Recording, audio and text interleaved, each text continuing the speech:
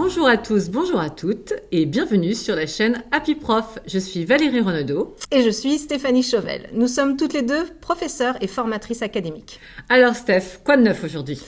Eh bien, une vidéo pour vous présenter 4 activités pour travailler l'oral en continu et tout ça en 4 minutes. Val, la petite première? Oui, activité 1, la chaîne de parole. La chaîne de parole pour reprendre le cours précédent ou encore une notion ou même un chapitre pour en faire la révision. Le principe est simple. Chaque élève fait une phrase pour énoncer une information, un avis, une explication. Un élève commence, son voisin poursuit en tenant compte de ce qui vient d'être dit, il peut reprendre la phrase et la compléter, en faire une nouvelle en ajoutant une explication. Les élèves suivants poursuivent en ajoutant d'autres axes ou d'autres idées. On peut s'arrêter là. On peut aussi demander une synthèse à la fin de la chaîne de parole.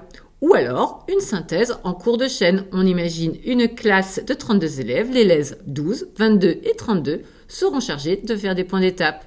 Une variante? On peut noter au tableau les mots utilisés obligatoirement pendant cette chaîne de parole.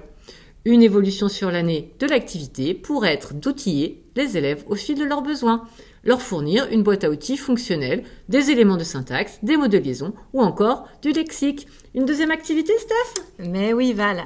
Le 180 secondes, que vous connaissez peut-être, l'élève a un temps limité, donc 180 secondes, pour présenter un travail. Ça peut être un exposé, une question de cours, une revue de presse, une critique littéraire, ou bien d'autres encore. On peut imaginer dans certaines disciplines les nouvelles du jour en 180 secondes, ou bien un journal TV pour restituer ce qui a été compris, vu, lu, entendu, etc. Val, une autre? Troisième activité, le remue-ménage ou encore le brainstorming. On propose aux élèves un document déclencheur de parole, une image, une question ouverte ou encore un mot-clé. Les élèves prennent la parole librement. Cela nous permet d'introduire une notion ou encore de faire un point au moment de la séquence, en milieu ou en fin, pour voir tout le cheminement de la pensée et l'évolution des idées.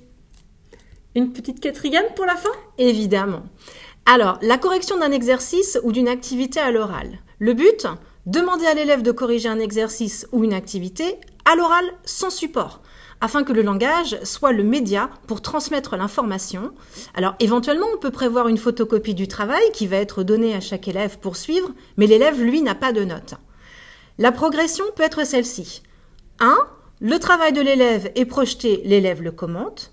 Puis, petit à petit, on va glisser vers une deuxième étape où l'élève va avoir des notes sous les yeux, pour terminer sur une dernière étape où l'élève n'aura plus rien et va s'exprimer sans notes. Ainsi, on développe la prise de parole en continu et l'oral pour expliciter et réfléchir. N'hésitez pas à liker nos vidéos, à nous laisser des commentaires pour nous guider dans la construction de nos futures vidéos. Merci et à très vite sur Happy Prof.